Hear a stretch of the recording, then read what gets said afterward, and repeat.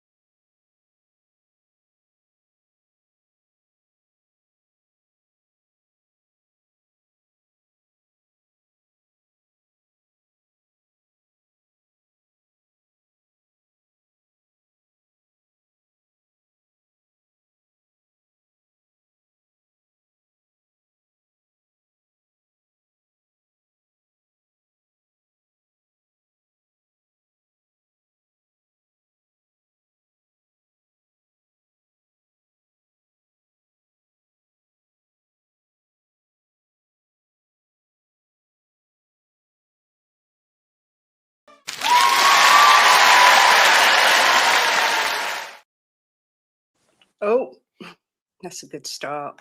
Let's get rid of that. Good afternoon, good morning, good evening, wherever you are in the world, and welcome to a very special show where we are honoured, blessed, and just in awe of the legend that is Micky Hazard, who's taken his time out to come on the show. Micky, how are you? Very good, thank you. Good. What is it like when you watch those clips? Well, I suppose it's memories that can't be bought, it's memories that can't be replaced, memories that sort of live with you forever. You know, mainly because probably everybody has their own special memories. But when your memories are in front of millions of people and shown to millions of people, you sort of grasp the nature of the memory, and it maybe becomes even greater to you. And the fact that I did it at my schoolboy club, the club that I joined as a schoolboy, means so much more. I mean, Jim was watching it and he was just like, oh my God, this brings back so many amazing memories. I got a bit emotional watching it. Do you know what? The great thing about memories is the emotion that you feel when you're looking back over them. And sometimes it can be incredibly emotional. I mean, goals for me were a reason to celebrate. But there's memories, you know, like when I did the finale, that day will live with me forever more, but it'll live with me in a much more emotional way than when I scored a goal. Yeah. The whole day was just sensational. So, yeah, memories are filled with different emotions, but some are greater than others. Yeah, I mean, there's so many people here already showing the love. Everyone's been so excited about you coming on. You're an absolute ledge. Do you, when you go to the stadium to watch Spurs, this isn't even one of my questions, it just come to me. Do you wish you could get your boots on and get out there still? Well, I don't begrudge anybody being out there, number one, because I think that for anybody who's achieved their schoolboy dream of becoming a professional footballer and to play for the club that you choose, I think it's an incredible thrill for that person. So I don't begrudge them and I don't wish to take their place, but I would love to have, you know, like when I played in the Inter Milan game on the opening of the stadium, I was 60 years of age. And the feelings that ran through my body that here I am, 60 years of age, playing on this absolutely incredible stadium. Probably is the one and only time I'll ever do it, and I snapped my Achilles into the process. But yeah, I miss playing. I miss the dressing room banter. I miss the fans' name. I miss scoring goals and running to the shelf or running wherever and celebrating. I don't think you're human if you don't, because that was your life, and it's thankfully for me, I'm very very lucky that I stayed in football from the moment that I retired to today. So not many footballers can do that. They work right their whole life in the game of football and 40 odd years at the club that you love. So Yeah. I know there's a few people struggling to hear you, but I don't know. I can't do anything else. The mic is up to the maximum, so I'm hoping you can all hear Mickey. Let me know if there's any problems. I've been asking since you agreed to come on the show. I've been asking some of the lovely people in the chat if they've got any questions for you, and I've got one from Ellie. I think you spoke with Ellie before. You will have. She used to play for Spurs ladies. She said, when you broke into the first team and made your debut, what was said to you and how did you approach that day when you faced Everton on the 19th of April, 1980, aged just 20? Number one, I was supposed to make my debut the week before against Manchester United at Old Trafford. I was selected and told on the Friday that I was going to be in the team. Always on Fridays, we used to train in the gym and in your training shoes. And this particular day, quite a hectic one. And I got this massive blister on my big toe. So I decided to pop it myself rather than go to the physio. And I popped it myself, and overnight it turned septic and poison. And so I couldn't walk, and so obviously I couldn't play on the Saturday. So I missed the game. They lost 4-0. Could have easily been me part of that 4-0 beating, and then maybe my future would have had a different.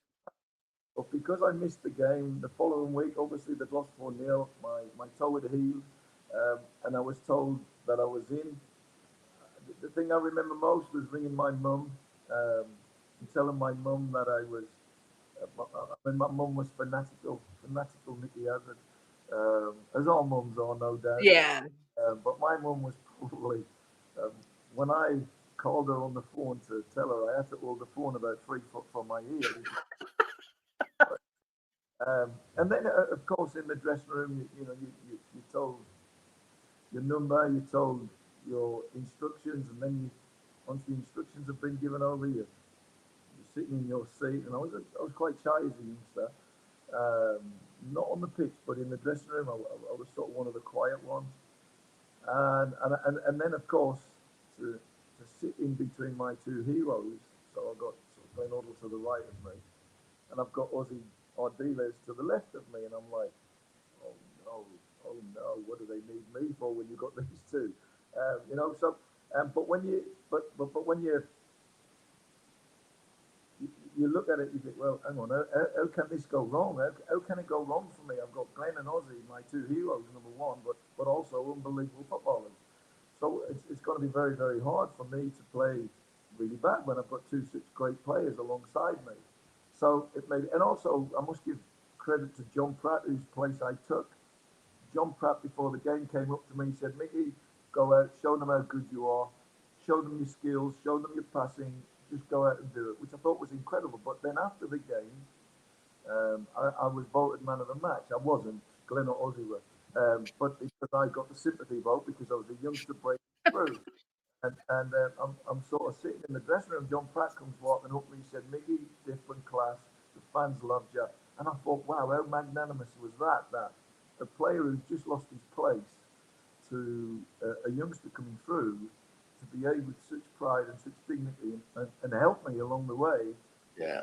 Was incredible. And to this day, I hold John in the same esteem that I held him in that day. Incredible to put the team and the club first over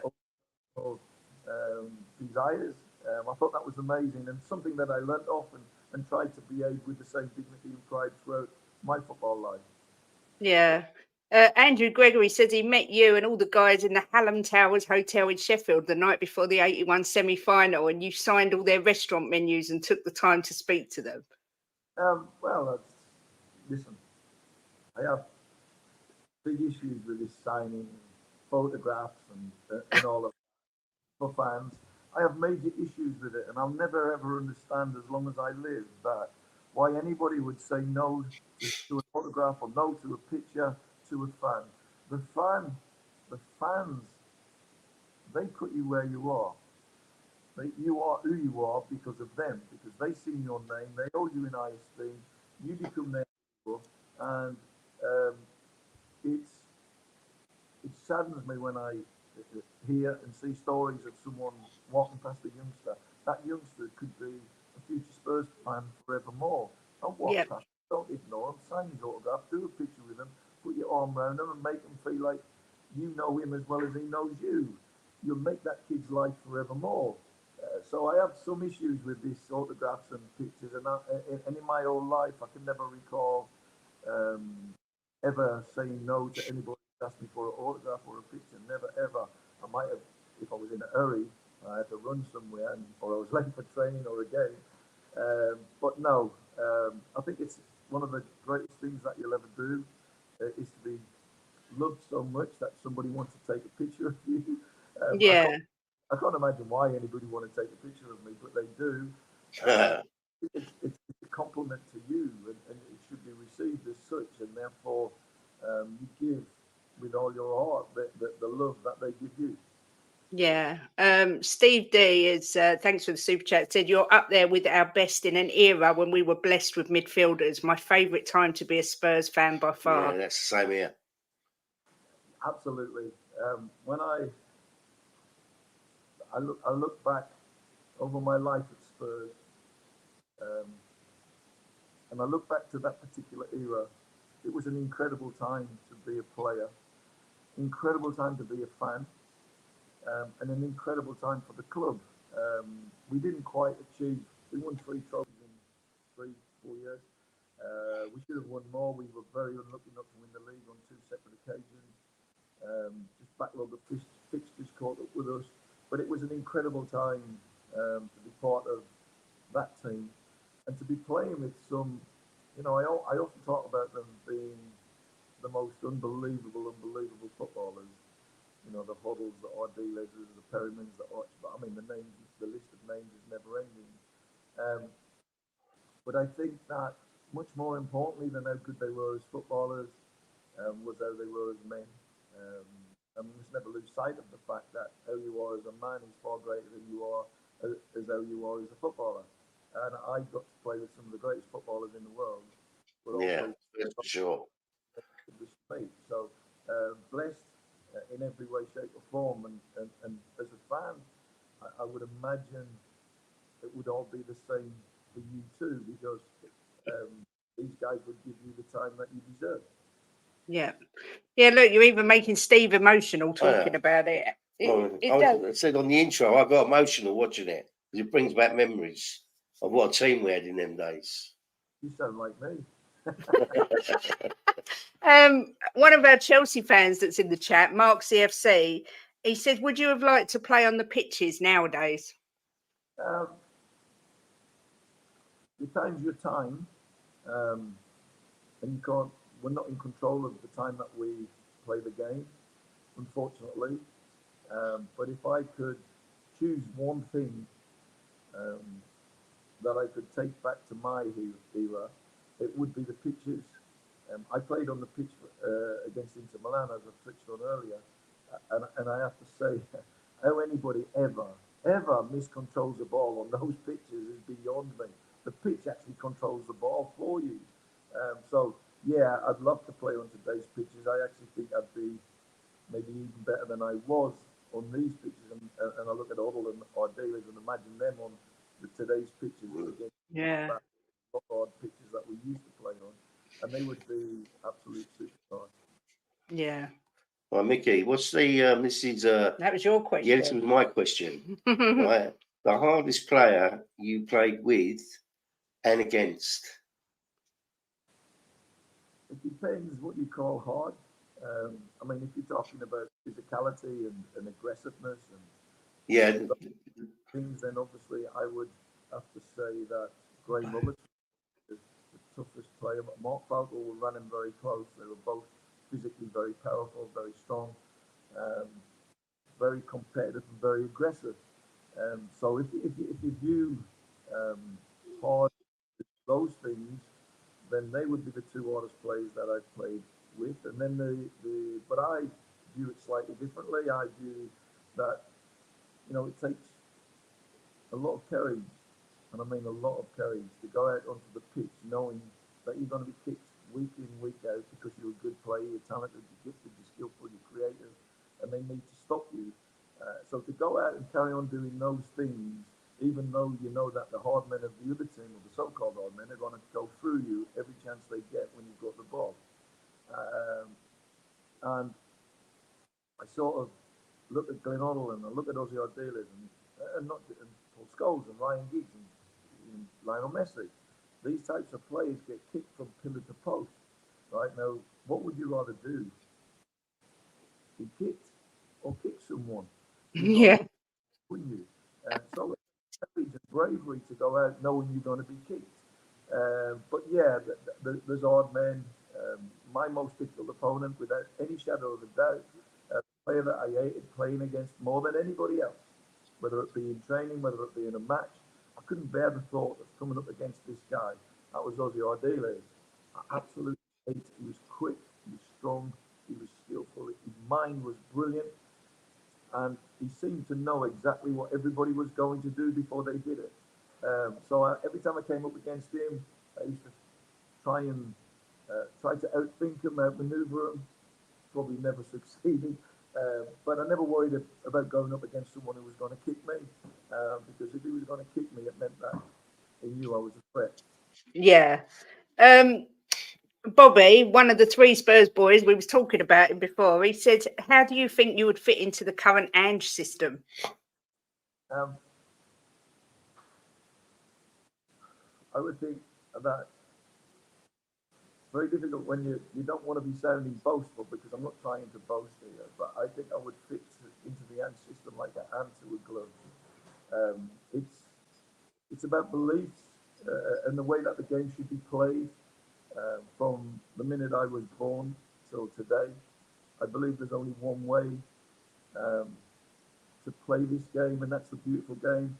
The Tottenham Hotspur Football Club was selected by my dad because that's the way that I played the game. That's the way he saw the game being played. And you you talk about Ange. Ange comes in and implements this system immediately. Um, and it's no coincidence that the players, bought into it and adapted to it, because players, all we want as players is the freedom of expression, the freedom to go out on the pitch and play your way within the framework of the overall picture of the team. And that's what Ange's done. He's came in, he gave this group of players, the freedom to express themselves without the fear of, being dropped or a backlash. They've gone out, they've played, and within that, they've worked their socks off to implement the system that he wants to play within this as well. So, yeah, I think Ange would have loved me. Yeah, I think so. I think he would have loved me because how he preaches the game, and that's how I believe Yeah. the game should be played, and that's how I think that I played it. So yeah, I think I would have fit perfectly. He didn't like defending, you like going forward. What was that, sorry? You can always go back and try fitting me in. Big up Donna, she's become a member and a super chat. She said, "Who's your favourite current Spurs defender?" Do you know what? I think we've got the best back line in a long, long time. I know that Toby, Kyle, Rose, and Jan Vertonghen. Tottenham were a brilliant defence. But this defence, I love Porro. I think he's absolutely different class player. I love the way how comfortable he is on the ball. Romero for me is just wow. He's outstanding. I really wish that he, and I thought he had done. I really wish that he just calmed that fiery temperament that he when he got sent off, against Chelsea, and we were in complete control of the game. We were by far the better team, the most, and 1-0 up and cruising. Um, and then you could see it just building inside of him. Chelsea started to make it a little bit physical and a little bit nasty, and you could see him getting wound up, and he started to chase around trying to get people, and of course he gets sent off. It changes the face of the game, and then suddenly it backs to the wall, and then Unduggy. But I love him. I think he's absolutely amazing, Romero. And Micky van der Beek, what a signing! I mean, this kid. I mean, he's just a kid still. He's got pace, like honestly, honest to God. If I'd have been at his place, I'd have been the best player in the world. He's got pace to burn, which enables us to play the Ange way. It keeps, the eye line, balls over the top. Micky van der Beek's going to win them all day long. So another superb player. And Undougie, what a revelation he's been. To think that Yeah. he had it Yeah. come through, and wow, he's absolutely brilliant. So I'm buzzing with our back four, and I think when we keep them all together and get our best team on the pitch, I think we're capable of beating absolutely anybody. Anybody. But if I had to choose one, Donna, just one, I think I'd have to choose Romero. I think he's an unbelievable player. Really Yeah. do. And the others are very young and could develop and become even better. But at this moment, I'd have to choose Romero. I love him. Yeah. I love him. I just wish that he could be a little bit more Yeah. sensible at times. But that's part of his character, though. I know. I mean, you can't. Great, but ultimately, you know, you have to. Every lesson, everything that you do in life is a lesson. And you know, when you get what sent off once for being that sort of losing your head or whatever it is that goes on, the next time, you know, yeah, learn your I lesson. think. but the third or fourth time, you've got to be looking at yourself and saying, hang on a sec here, there's something going on inside my head. You Yeah. know, great player, I'm cussing the team because I'm getting sent off, I'm losing 3 games.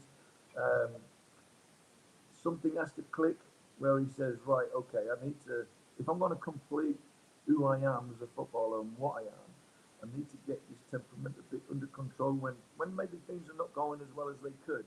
Because it's easy when you 5-0 up to be in control, but when it's tough and the game's physical, that's when you've got to control it, and that will be the completion of the complete centre half for me. Yeah, agreed. I mean, my question, what are your thoughts on VAR? Because when you look at the likes of Graham Roberts and Dave Mackay, obviously I can't see them ever lasting 90 minutes on a pitch with VAR as it is at the moment. What are your thoughts on it? Um, you really want to know?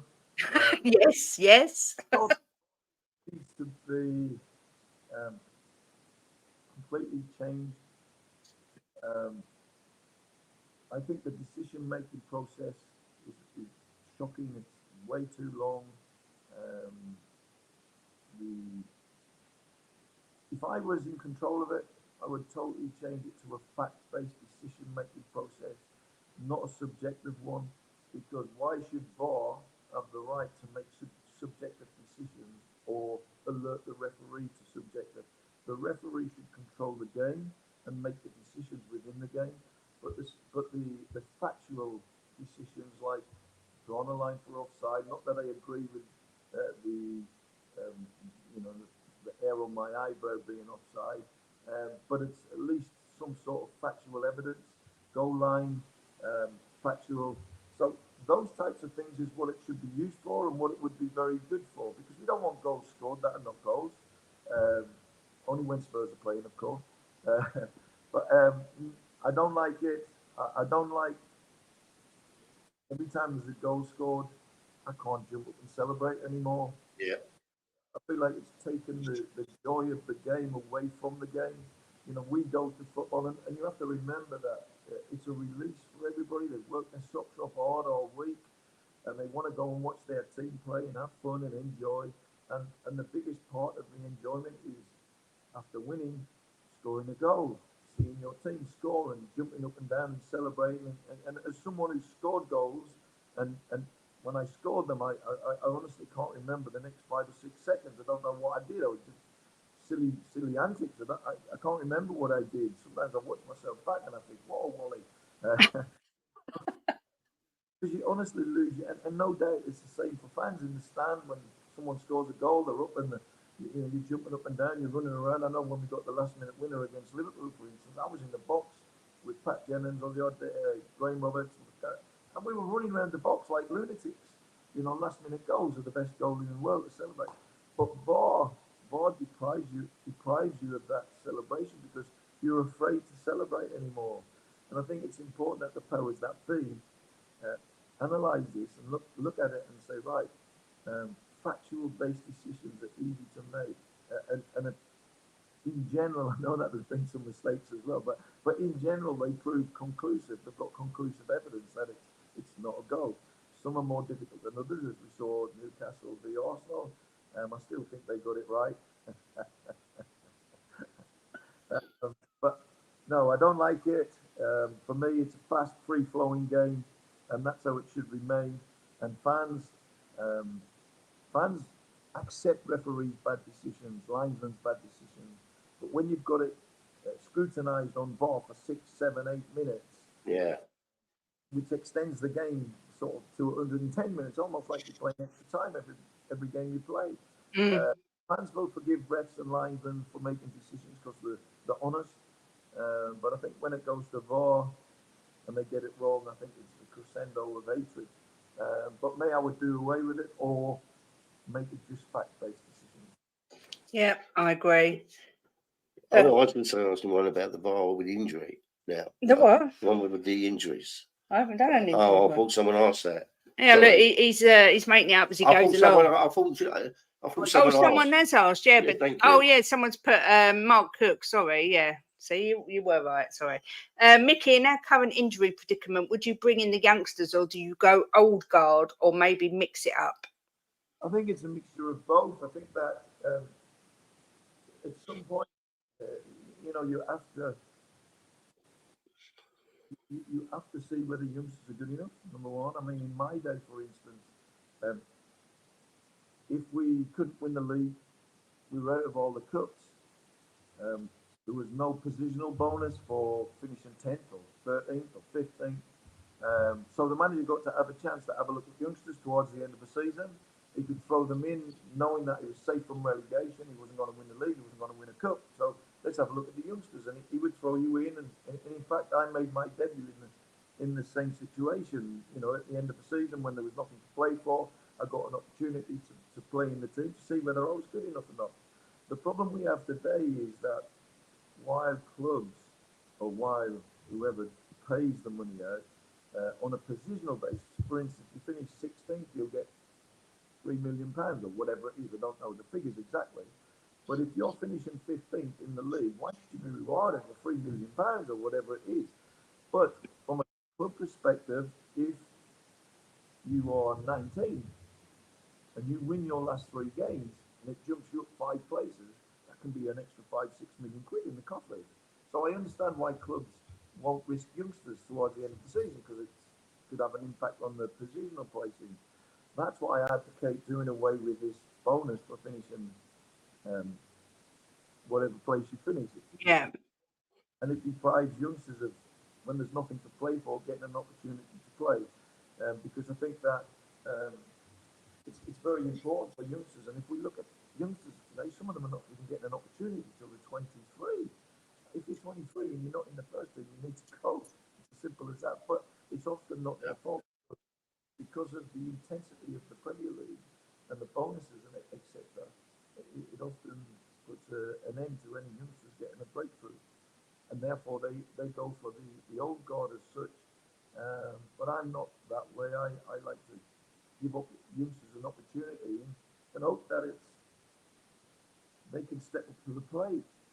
Because you're not going to get 15 games to show you can play. You're going to get 2 or 3 games, and if you're struggling in those 2 or 3 games, you might never get an opportunity. So you've got to step up to the plate. You've got to be mentally prepared. You've got to be physically prepared. You've got to be ready when you step in to take the game by the bull by the horns. Otherwise, you might never get that chance again. Yeah, I mean, we always say Brian Clough, he said if they're good enough, they're old enough. And that's kind of how I feel. But it is a massive jump up. But I think in the situation we're in with so many injuries, it'd be nice to see 1 or 2 have a go in the first team, see how they get on. One of the things that was different in my day, and the jump up nowadays is absolutely massive. In my day, we had a reserve team. So as a 16, 17, 18-year-old, I would be playing in the reserves, but sometimes I'd play with Glenn Hoddle and Ozzy Ardiles and Steve Perriman and Steve Archibald because they were coming back from injury. They needed a game to get fit, so they'd be playing in the reserves. So I would get to play with first-team footballers in the reserves, and I would get to play against first-team footballers in the reserves because other teams had their players coming back from injury. So I was getting experience of playing with and against Premier League players as such. Whereas nowadays, the youngsters are pro clubs only ever play with youngsters. You know, they don't get in a game whereby Romero is playing because it's an under 23 game. So I sort of think that there needs to be a rethink about a reserve team because that makes the jump from youth, from under 21, under 23 level to first team level much less. At the minute, the jump is ginormous, but from the reserve team where you're playing with and against that first team player, it's not such a big jump.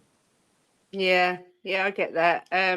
Phil Coys has come in. He says, "Big up Kate Jim and the legend that is Micky Hazard." Question: do you think Harry Kane will return to Spurs, win a trophy with Spurs, and break Shearer's record? It's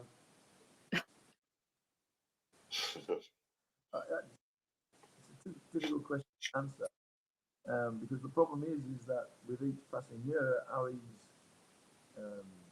powers start to decline. He's not a youngster anymore. He's 30 years of age. So if he spends 3 years at Bayern Munich, it's difficult to see how he could ever come back because the position that he plays is you need to be at your physical best to compete at that level up at the top. And I know Harry's never fully relied on his pace, but even so, it's not just about pace, it's mobility, your suppleness, everything starts to dwindle as you get older. So will he ever come back? I wish he'd never left because I look at him in this team that Angie's built, and I think that he would be a sensation in this team because the fast, free-flowing football that we're playing, I think would actually extend his time at the top as well. Will he win a trophy for us? I hope so. I think it's time that we win a trophy again. Of course, my dream is to see us. I was born in 1960, so it was 60-61 season when we won the double. And you'll never have seen my team, my club, win the league, sort of leads to bad taste. So my dream is that before I pass into the next world, I get to see us win the league. So Harry Kane came back to his schoolboy club, and we did win the league. That would be dreams come true. So, yeah, I hope so. You always say that. I mean, Jim's was born in 62. I was born in 78. So it's harder for him to cope with the fact he's not seen us win the league. So, yeah, it's your dream, isn't it? Yeah, of course it is, yeah. Who was born in an era when we haven't won the league and we've had to watch our greatest enemy probably winning leagues we should be competing. So, yeah, it would be a dream come true for me. Yeah. Let's hope Ange can do it for us. I'm sure it's important not to remember that we're 4 months into Ange's reign. And maybe he hasn't got all the players yet that he wants to play the system he wants to play. But what he did is nothing short of a miracle. If you take from where we are in the Conte months and years to where we are today, it's absolutely a transition. Yeah. I mean, I've got to ask you, Micky, because it's been something that's, as a YouTuber, it's divided the whole fan base these past couple of weeks. What did you make of Angie's decision to play a high line when we was down to 9 men against Chelsea?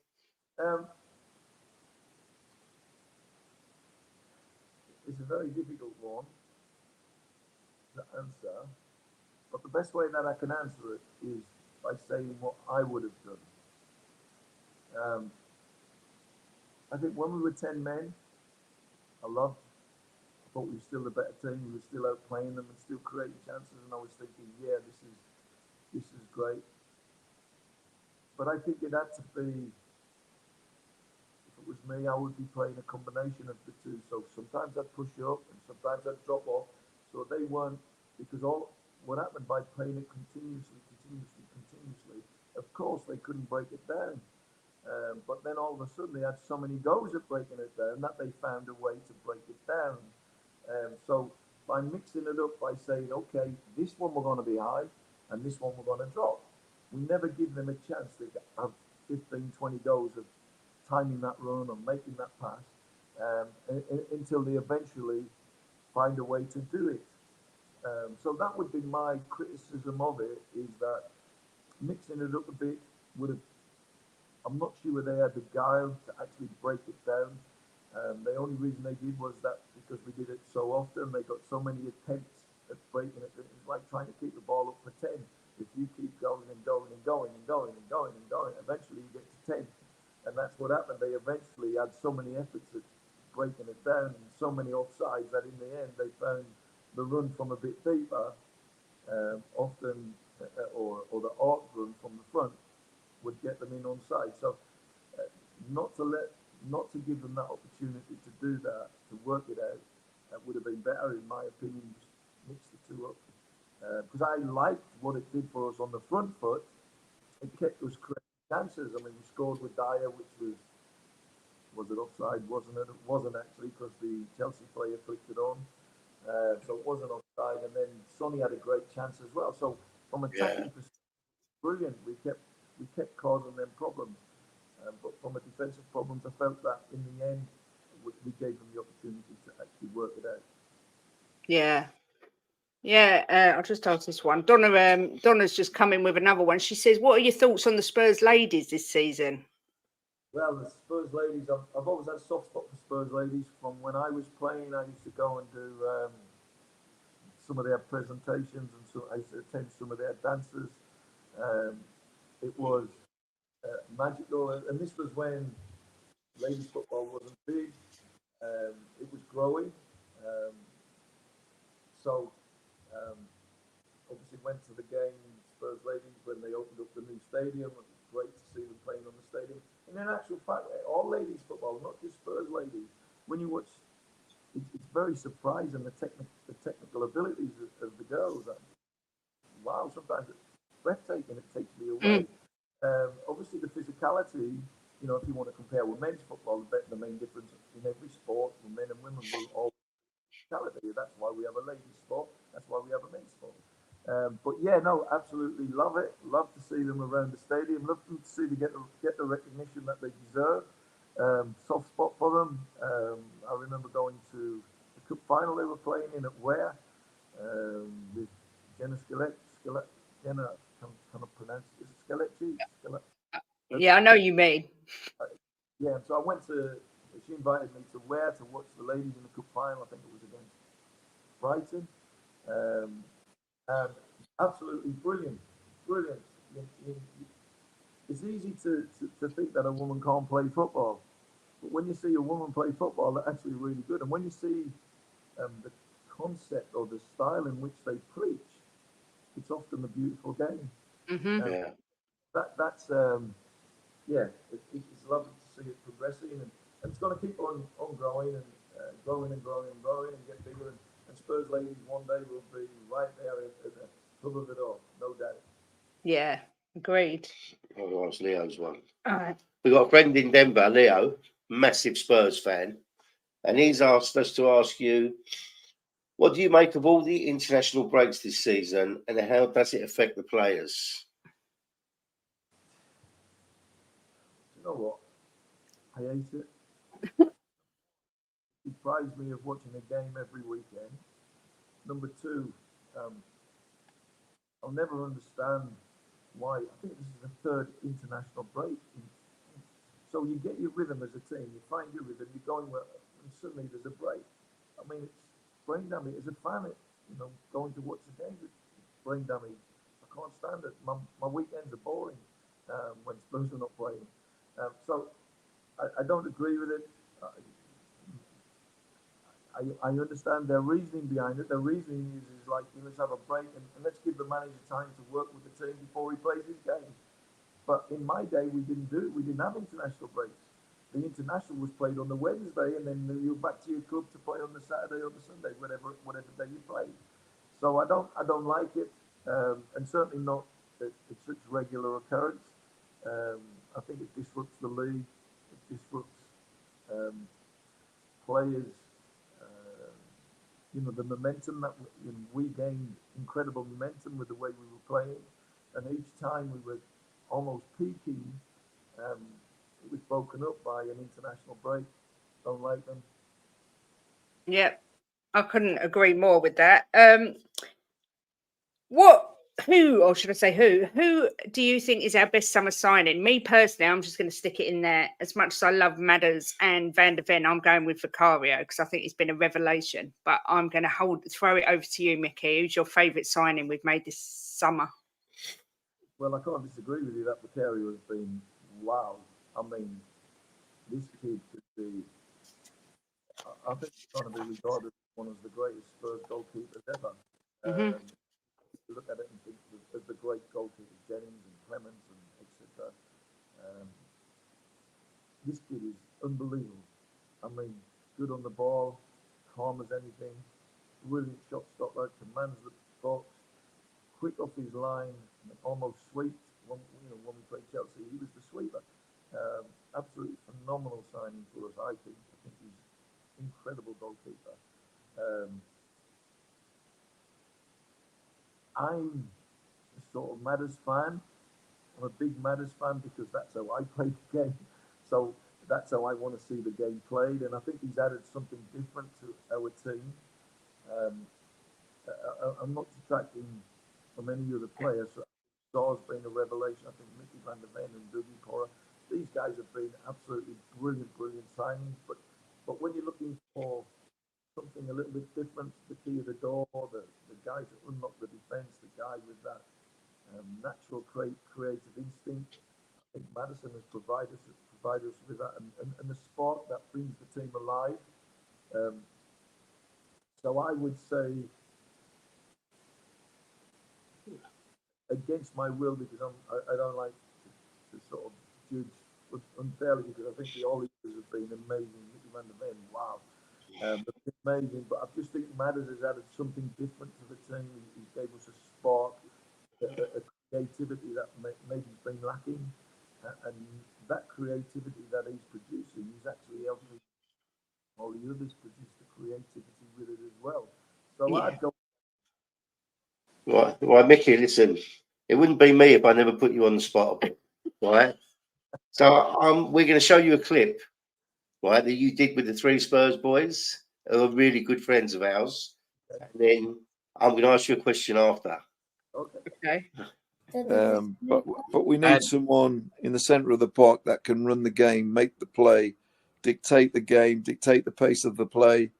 And once we get a player of that ilk, James Maddison.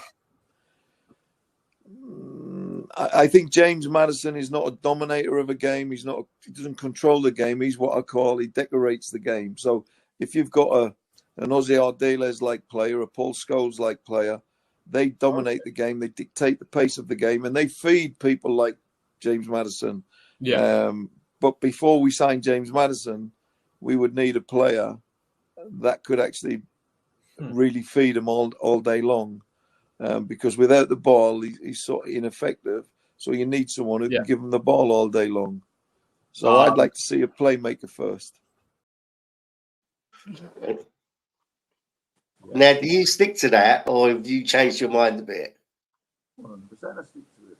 No, I mean, look, the bottom line is what I was trying to say is when you have, because I was that type of player, but without, and Odell was that type of player, without the playmaker who can feed you, you know, if you're playing off the front, as James did, as I did at times, and as Odell did, you need someone behind you who can get the ball and is comfortable on the ball, and is, while he might not be ultra creative player, he's creative enough to spread balls through little gaps into players in space more advanced. And that's what James has benefited from, because he's had Bazuma behind him who's playing. We knew you was going to say that. Yeah, and Bazuma's fed James, he can feed James all day long because he's so gifted himself. And that's why the two have worked so incredibly well together. And another thing that I will say is sometimes you don't actually realise just how good a player is till you in your team and in the style that will suit them. And I've always thought James Maddison was a good player. I never thought he was as good as what he is. Now that he's playing in this system side. And now I think he's an outstanding player. And also, I made the comment there that off the ball he's not as effective. I think his off the ball work's been equally as good as his on the Yeah. ball work. So again, because I never watched Leicester much, I never saw James Maddison that much. So now that I'm seeing him week in, week out, I'm just seeing how good he is off the ball as well. But with Bazuma behind them, the two, they make this the two of them. Yeah. So I don't change a thing what I said. Sorry about that, Micky. That great opportunity to explain what I said then. Yeah. How it's impacted today. We've had another question from Drula this time. Obviously, we've all seen your grandson on Facebook with his hair, just like you. Yours used to be absolutely gorgeous. Has he got any interest in playing football? I know he's only young, but has he shown any interest in playing? It's really interesting. I've got 3 grandsons, and Tommy, the one who's got his hair mostly like me, and Arthur, who's 5, has got. Tommy is only just starting to play football now, and I played with them Monday evening. We had a 3v2, so it was me and my eldest son versus the 3 grandkids. They beat us 10-9, by the way. And Tommy was excellent. He was really, really good. And Harry was always loved football, so he was quite good. But Arthur, I'm telling you now, if Arthur don't be a footballer, he's 5 years of age. He tackles harder than Roberts. He works harder than Perryman. And he plays like Glenn Hoddle. So he's the only player I know who can get the ball off me, because I beat him 6 times, yet he's still back at me. So, yeah, hopefully they do.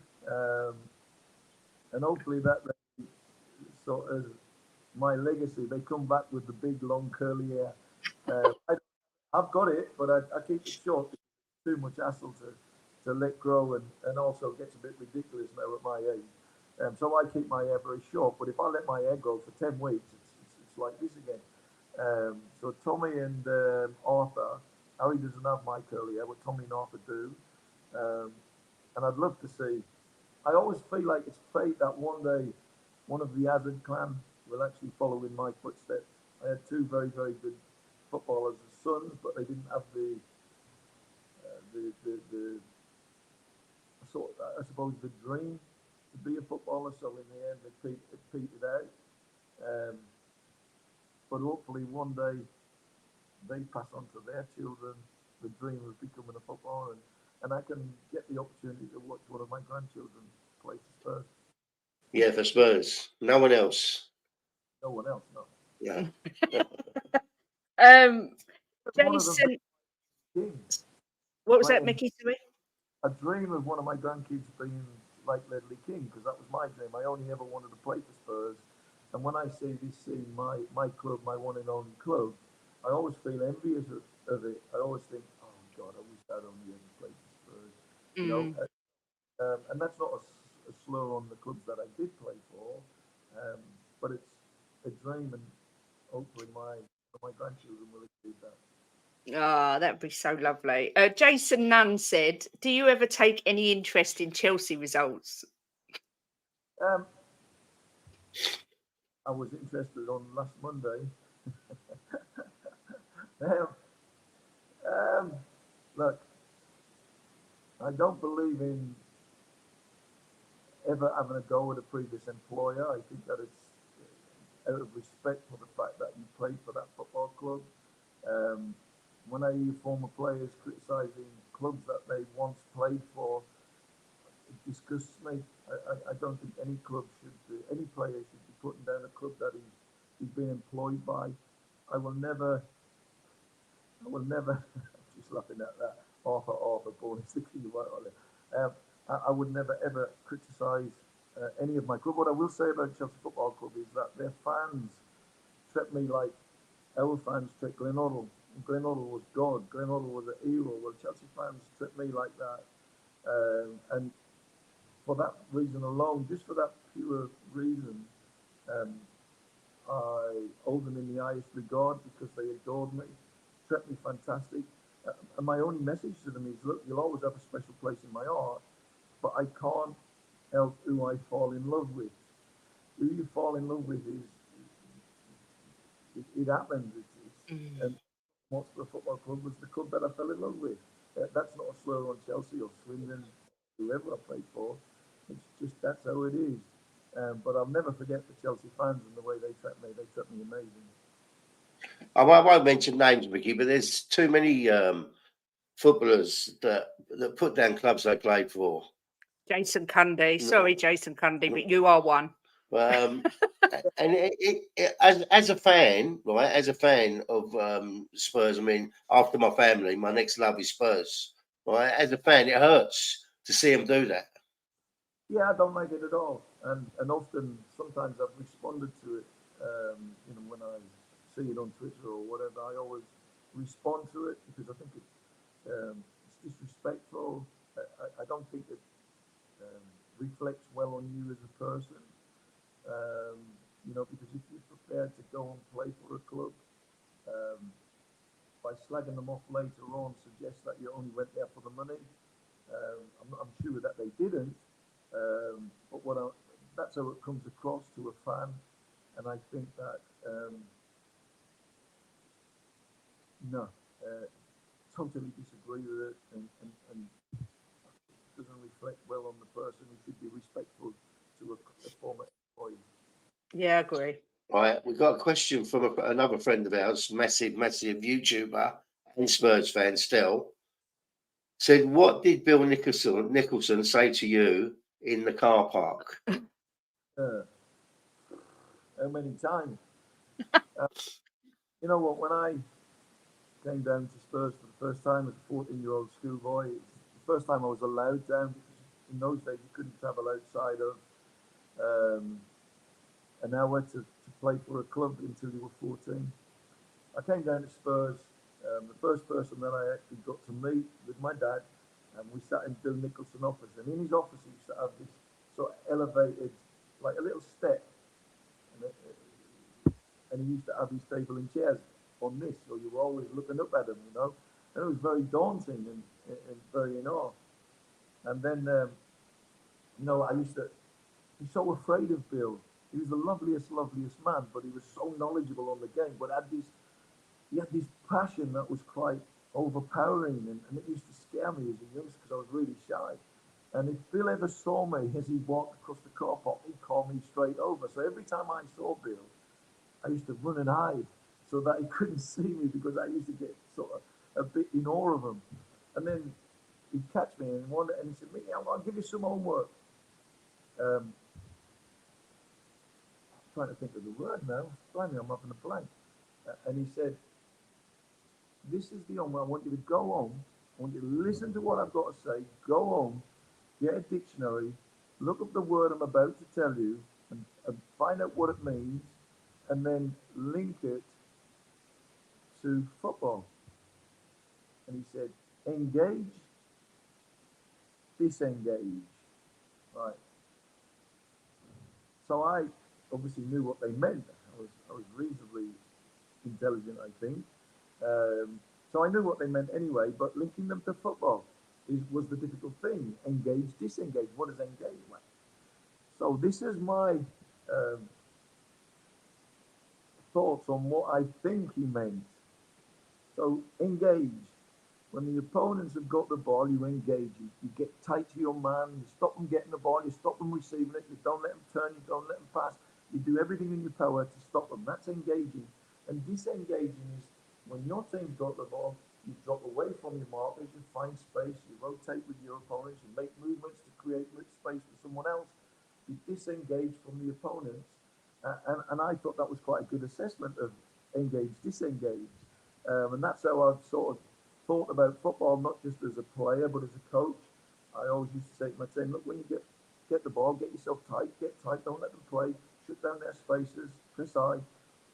When you haven't got the ball, spread out wide, spread long, spread deep, give them much bigger spaces to mark, so it gives them more problems, because if you're playing compact, they can mark it easily, but if you're playing wide, long and deep, then they've got much more space to mark.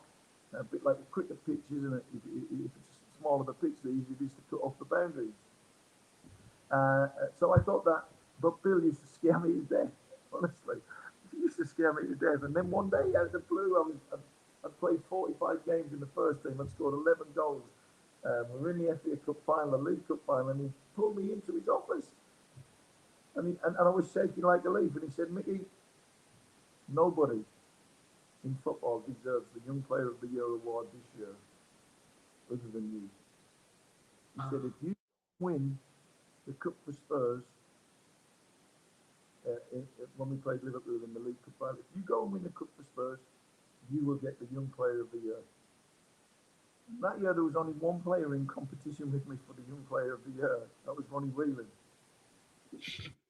We were 1-0 up with a minute to go, and we make a mistake at the back and they equalised, and they beat us 3-1 in injury time after extra time. And Ronnie Whelan got 2 goals and won the Young Player of the Year. But imagine that, like Bill Nicholson saying to me, Mickey, nobody deserves to put Young Player of the Year more than you, so go and win it. Imagine that. I mean, God, how did it make me feel? From that moment on, I think I cured my fear of him. Ah, that's such a great story. Absolute class. What, I mean, Mickey, it's such a hard question to answer, but what's that feeling like when you win a cup for your team? I mean, what is that like? Number one, I think that the most difficult thing of all is actually remembering what you did, how you felt, because it's so overwhelming.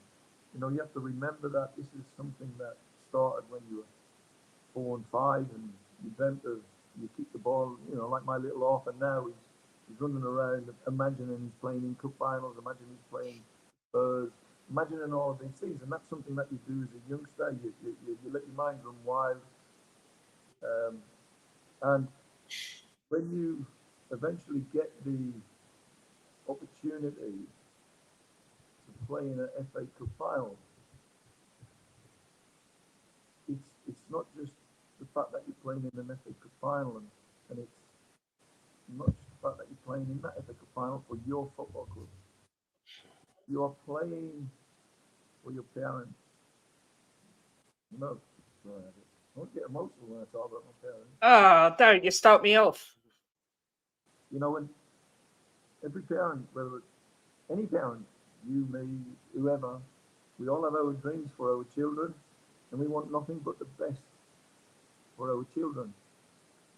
So when you get the chance to fulfill not only your own dream, but your parents' dreams for you, to make them proud of you and your achievements, when eventually you sort of get over that line and you win the FA Cup, which in my day was the biggest domestic trophy in the world. It's undervalued today, and it still should be because it's the greatest. But when you win it, and you take the moment to sit there and you think of how your mum and dad must be feeling at that moment when their little boy, the boy that they brought into this world, went and won the FA Cup and fulfilled his own dreams, because they dream about me fulfilling my dreams. But in doing so, it fulfills their dreams for me.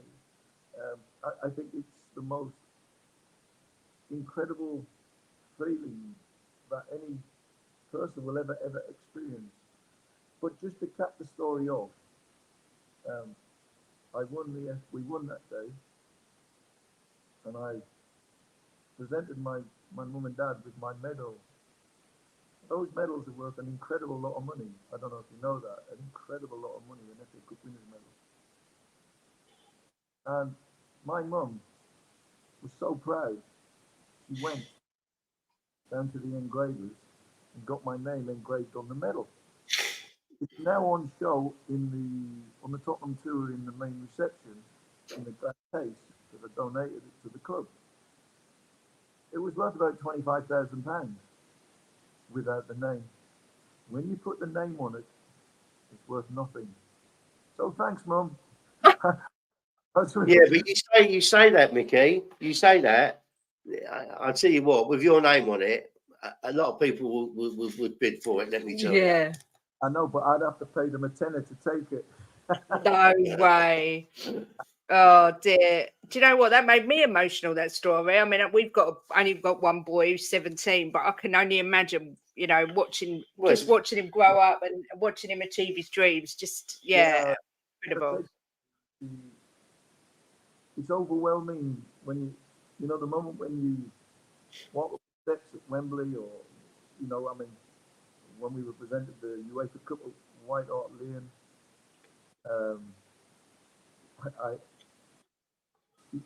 it's overwhelming.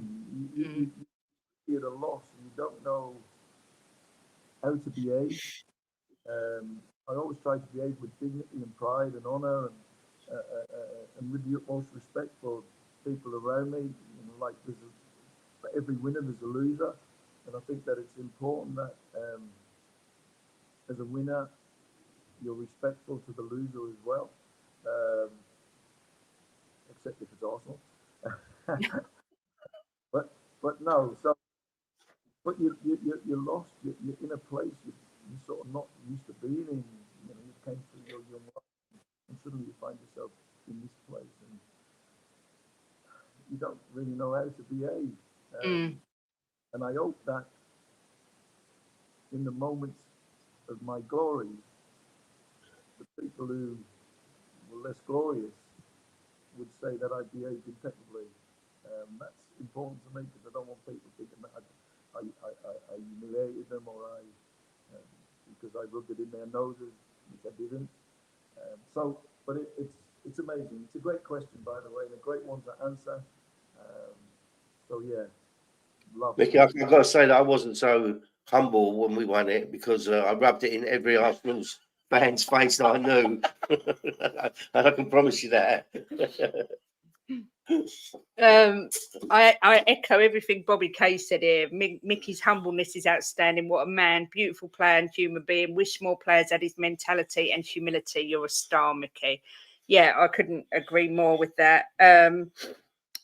I've lost my train of thought where I got all emotion. Ellie did ask me to ask you, have you got any regrets about not playing for, obviously, your hometown of Sunderland? I had lots of opportunities in my career to join them. Even when I was sort of past at the end of my career, they were still trying to sign me. I think it would have meant more to my family. I think my family would have been as proud as anything to see me playing for my hometown. But in all fairness, I have to be totally and utterly honest here, is that I met with the Sunderland manager and spoke to him right at the end of my career when I was 33, 34. And I made the decision not to join, not because he didn't impress me what he had to say, or didn't impress me or what money he offered. I made the decision not to join, because no matter what they offered me, I would spend it all on tickets for my families. So I was ending up broke. So I thought, no, I'll go back to Sunderland, because I'd need about every game, So no, it was never on. Yeah. One of our good friends, Mio, asked, who do you think is currently our most important player in the team? Most important? Ooh, great question. Great question.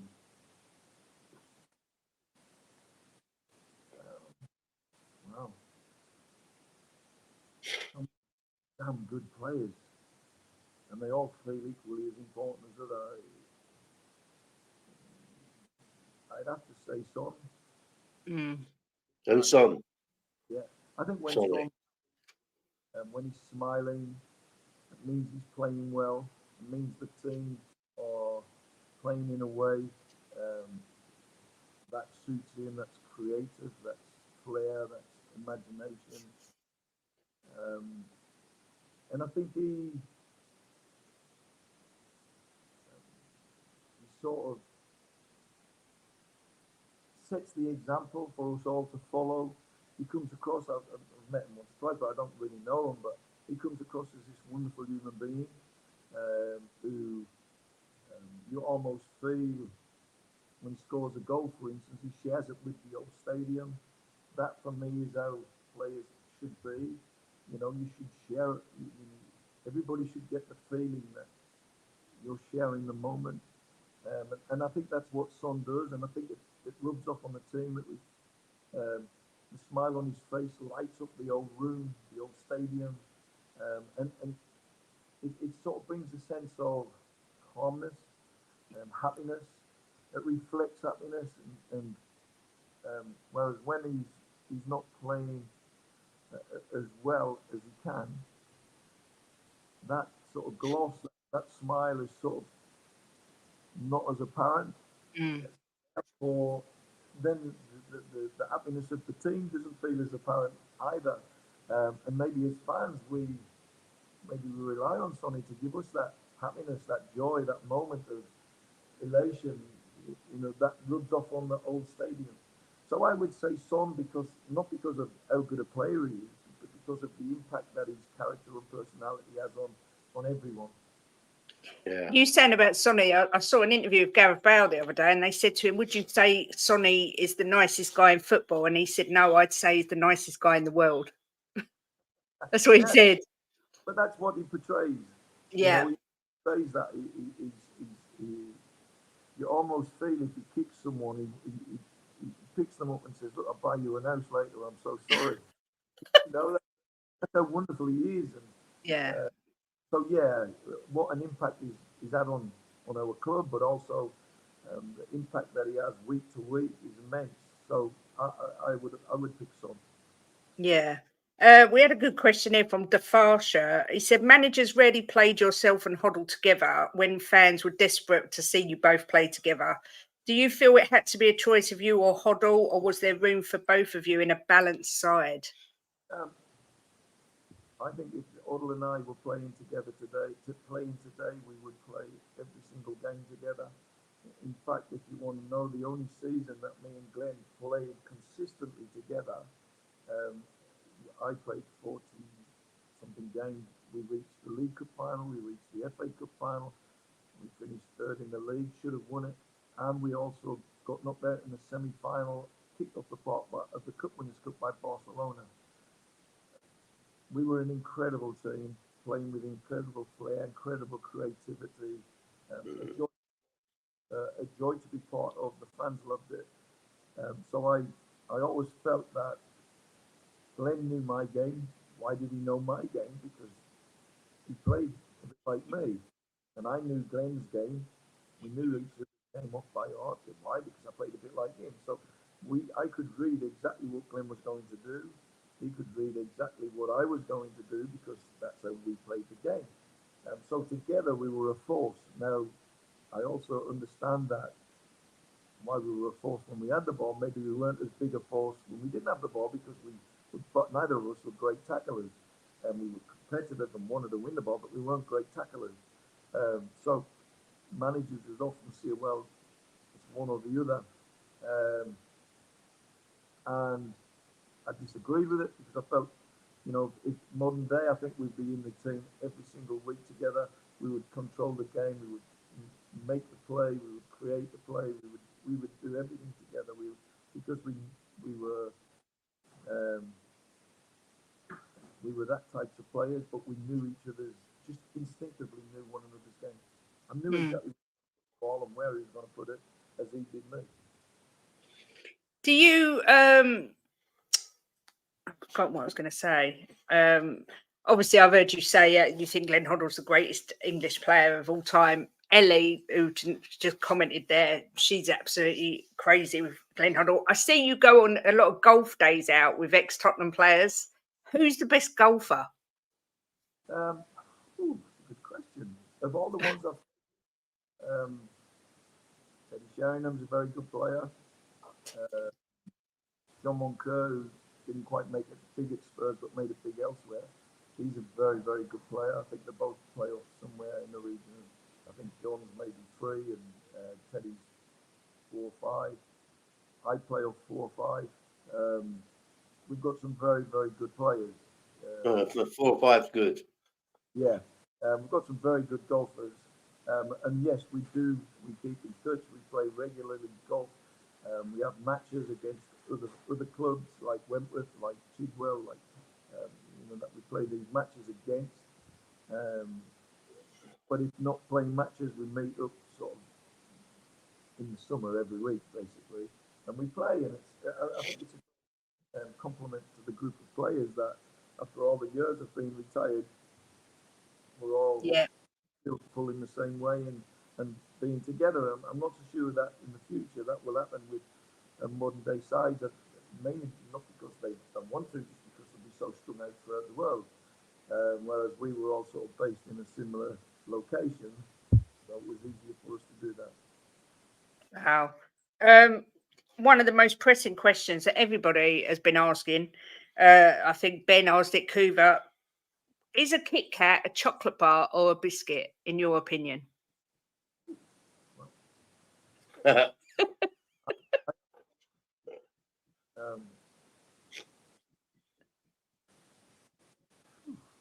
view it as a chocolate bar, especially the thick version of it. Now, yeah, the chunky.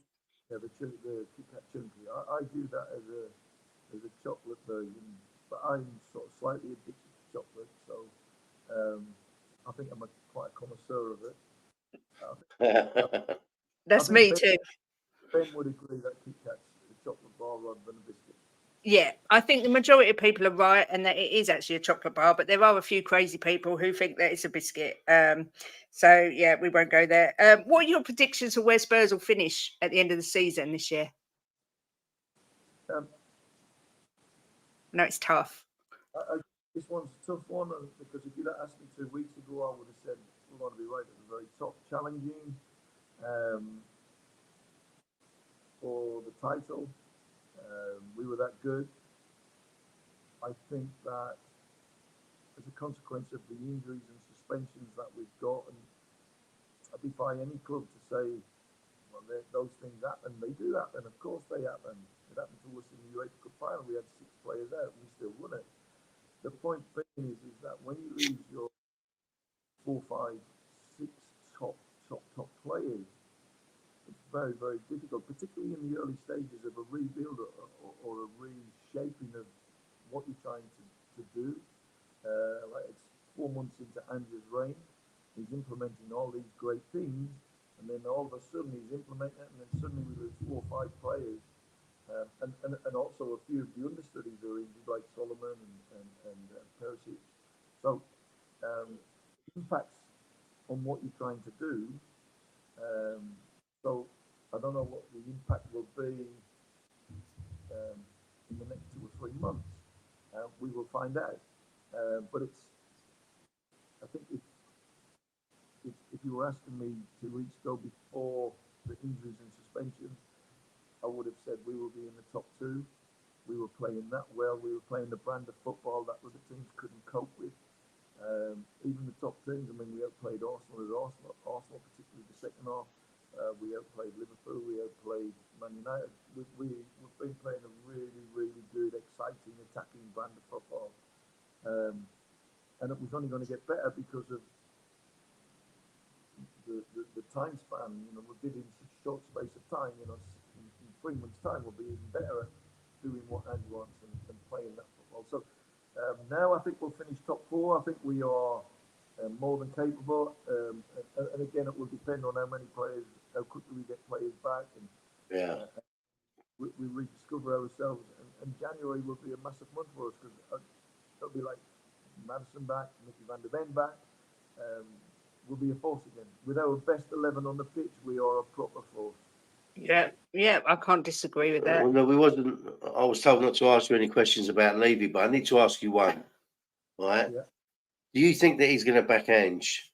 Because I look at the positions we've been in, Mickey, and as a Spurs fan, I could cry when I look at some of the positions we've been in, and managers haven't been backed how they should have been backed. Now, do you think he's turned a corner and will back Ange? Well, I think it's very difficult to answer the question. One, because we don't know what goes on behind the scenes. Do we know that he hasn't backed previous managers? Do we know that the managers have not found any players that they want in the window or whatever? So it's all hit or miss in my, because I don't know what the goings on are behind the scenes. I'm just I work there. What I will say is that if we talk about Levy and what he's done for the club overall, I think it's incredible what he's done. I mean, his legacy when he's gone will surpass, the stadium, the training facilities. If you analyse where we've been, like Champions League final, whoever envisaged Spurs would be in a Champions League final, whoever envisaged this foresight to go and get and who is so in keeping with the traditions and history and style and philosophies of this great football. So I think his legacy will be unbelievable when he's gone. But at the minute, until we win a trophy, some people tend to judge him very harshly. And we're trying to win trophies while we've spent 1.2 billion on a new stadium. When we spent but really, I think that we've made some great signings. I think if great signings and great players come up again, absolutely, I think he will. I've got not a doubt. I think that we're on the crest of something special. We've got a manager that reminds me very much of Keith Burtonshaw, not just in his manner and the way he speaks and the forthrightness of him, but also in the way he preaches the game. He's already making massive impacts. He's signing players that are suited to the Tottenham philosophies and style. And I think that will carry on until he's got what he wants. Because he's not, remember, this is a number of players are not his players. I think that in the not too distant future, Ange will have the team in the backup that he wants. And that will lead us to success. I've got not a doubt. This man is a genius. And I think he's got the knack of turning, if you look at Bazuma, for instance, Bazuma was an average player under Conte, not even average, let's be honest. He's been an absolute revelation under Ange. Yeah. So it feels like a re-signing. So that's what great managers do. They turn struggling players into great players. So Bazuma feels like a new signing. But I have massive hope for the future. I think that one day Levy will get the recognition that he deserves for the place that he's going to lead this football club in, with longevity being the, too often in our past, we've had great teams, great players who've been successful short term, and then bang, it's folded. Even my era, we sold all these. We had a 4 or 5 year span of great success, and it should have been built on. But I think that what we've done now is we're leaving the stadium, training facilities. Players want to come and play at this place. They want to come and play for Spurs because of this. And all that's left to do now is to win a trophy. Once we get over that line, I think you'll see this club go and win, because everything's in place to be successful. Modern day football is about money, and we've now put ourselves in a position to compete at the very highest level with the Manchester City of this world, who are funded by countries. We can compete because we've now got a 62,000 seat stadium. We've got a training facilities that when players come and view these things, they want to come and play for us. And financially, we are up there being able to compete now, whereas in the not too distant past, it's been with White Hart Lane, these clubs are getting massive investment from multi-billionaires. We now can compete on an equal footing financially, and I think that it's not far away, and be patient, it's coming. Yeah. And Mickey, see, I'm not actually a Levy out person, because I read a lot and I watch a lot of the videos about Spurs and Levy, what he's done, and he's done so much for the community. It's unbelievable. I mean, I don't think there's a lot of people know what he's actually done for the community, and he's obviously built us the stadium and the training facilities. But I wish he'd step away from the football side, in the sense of like on Dembele, buying players like that, the Kelso. I mean, I can't get my head round whoever picked these players. What do you think about that? Well, I mean, Mickey Dembele's cost the club. He was 60 odd million, and he's been paid 60 odd million in wages. You know, so he's cost the club 120, 130 million. I mean, and what has he actually done for Tottenham? I agree. I agree with that. But what I will say is, when we saw them, when I saw Dembele in the clips just after we signed them, I thought, wow, what a player this boy is. So it's easy to. I don't know who made the signing. I don't know who scouted him. I know it wasn't Daniel Levy. Steve Hitchin, I think. Yeah, so whoever scouted him will have seen some of the things that I saw in these, and he looked an unbelievable player. But unfortunately, until you get if you liken it to an husband and a wife, they don't really know each other as partners till they marry, and then they live together. And then once they live together, they learn one another's faults, and sometimes they like them, and sometimes they don't. Well, it's the same in football.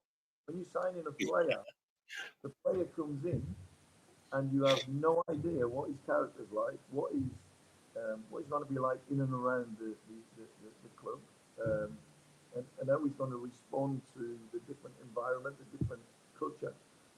And obviously, Dembele didn't respond very well, so consequently, he went backwards and backwards and backwards.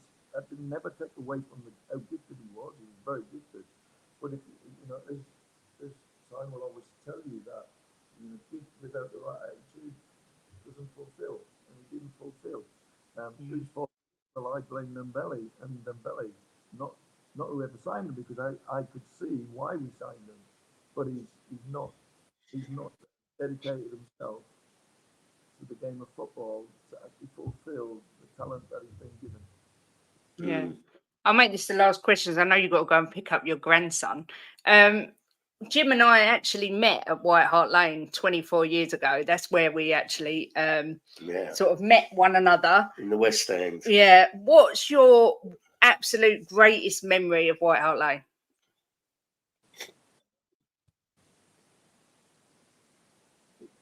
I often get criticised for saying this, particularly by former players, because they'll never understand my reasons for saying it. My greatest memory ever. You have to remember, I scored the winning goal in the semi-final of the UEFA Cup at White Hart Lane. I won the UEFA Cup at White Hart Lane. I had so many amazing, incredible memories at White Hart Lane that, you know, like they happened yesterday. But if I had to choose one, I would have to choose the finale. I got invited to the game. We sat in the Bill Nicholson lane. There was 49 former legends from all the different eras in this room. And little old Micky Hazard from Sunderland, backstreet boy, was sitting there looking around the room. I had a menu. I went around every single player that was there today. Got the menu signed by them. My picture taken with most of them. We then got the shout to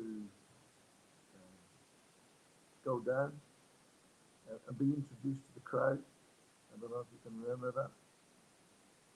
And as I stood in the tunnel with these 49 players waiting for our introduction, and it went in alphabetical order. In front of me, I had David Ginola. Behind me, I had Glenn. And I remember thinking at the time, they must have put the three best looking footballers of Spurs ever together. But unfortunately, it turned out it was alphabetical. And then I had to stand and watch Ginola going out, filling himself, doing all the bits and bobs that he did. And as he was doing it, I stood there thinking, oh, please let the fans give me a cheer. Please let them remember me. Please let them, you know, you forget that when you go out, nobody knows you because it's been a while. And then they introduced me. I thought one Micky Hazard and lots of lovely things said, and I stood there in the rain feeling like on top of the world. They were singing "Glory, Glory," and we'd won the game against Man United, which made it even extra special. Um, and then, in the aftermath of it all, as we did the lap of honour, walking around the pitch, got to sing "Can't Smile Without You," which is one of my favourite songs, on the pitch. Filmed it with Paul Coy, and walked around and mingled, and then all of a sudden, God took this moment Rainbow. to show that he was a Spurs fan, and God shouldn't do that because he's got to bear no favoritism. Let that rainbow come from the shelf to the clock. Sorry, I think that was the moment that he decided that I am a Spurs fan. I can actually let the world know finally, because there's been a send-off for a stadium, and there never will be a send-off for a stadium done with so much class, so much pride in who we were, who we are. That stadium and that. But the best was yet to come. I mean, it was the most. Oh God! Every time I think about it, I get goosebumps. And then, as I made my way home, I remember I met with Steve Archibald and Keith Birkinshaw in the hotel that they were staying in. And then I travelled home. And when I got home,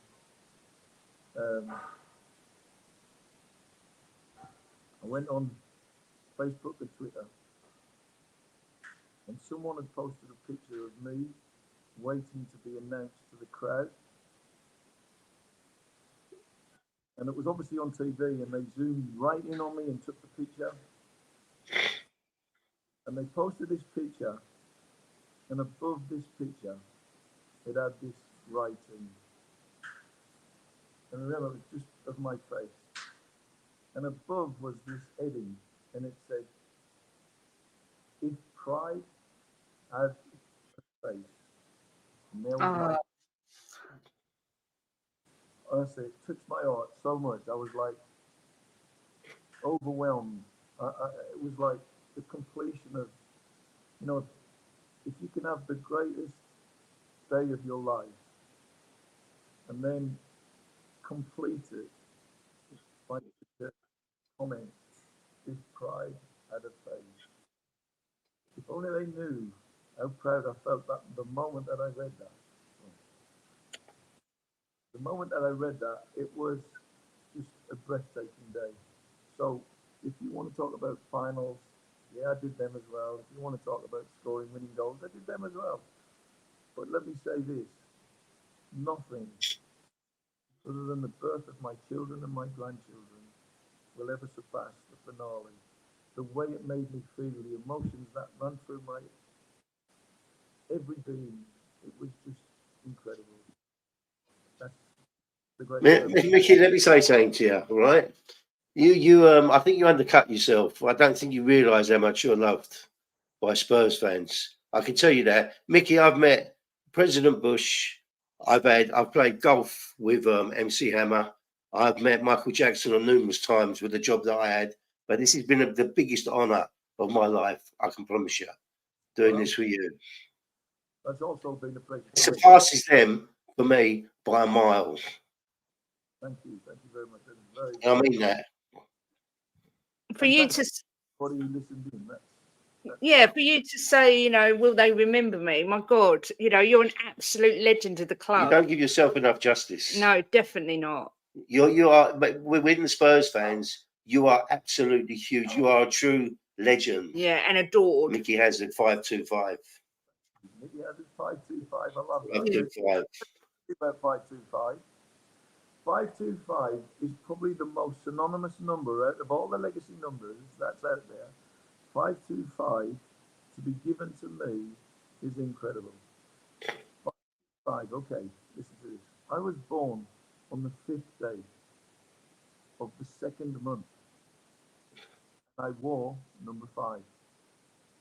Oh my God. Yeah, you used number 5, yeah. You wore 10 as well, though, didn't you? Yeah, but 5. 5 was your number. I mean, yeah. 50 second. I mean, it's like, really? I just couldn't believe it. It was incredible. So the legacy number carries a significant amount of pride for me, and also fortunate that it was my birthday as well, 5-2. Wow. I mean, it's your lucky number, isn't it? Yeah, it's You my have a lucky number 5. Yeah, so Mm. Mickey, what can I say? I could sit and talk to you for hours. You're just the most wonderful human. Thank you so much for taking the time to speak to us. It's been so emotional. I Yeah, actually it's feel been- really emotional to hear from someone who's achieved so much with the club that we love and hear your side of it. It's just incredible. Yeah. So I'm so grateful that you chose to come on. Maybe if we win the Premiership, we'll get you back on if you'll come on. Absolutely. Back on. Our dreams, Jim. Our dreams. Yeah, exactly. You're getting so much love from everyone in the chat. That's how he should. Yeah, thank you so much to everyone that came in and watched all the questions that were asked. Yeah, it's been literally an absolute honour. I don't know what else I can say. It's been a privilege. Yeah, it takes a lot to get me tearful. I can tell you.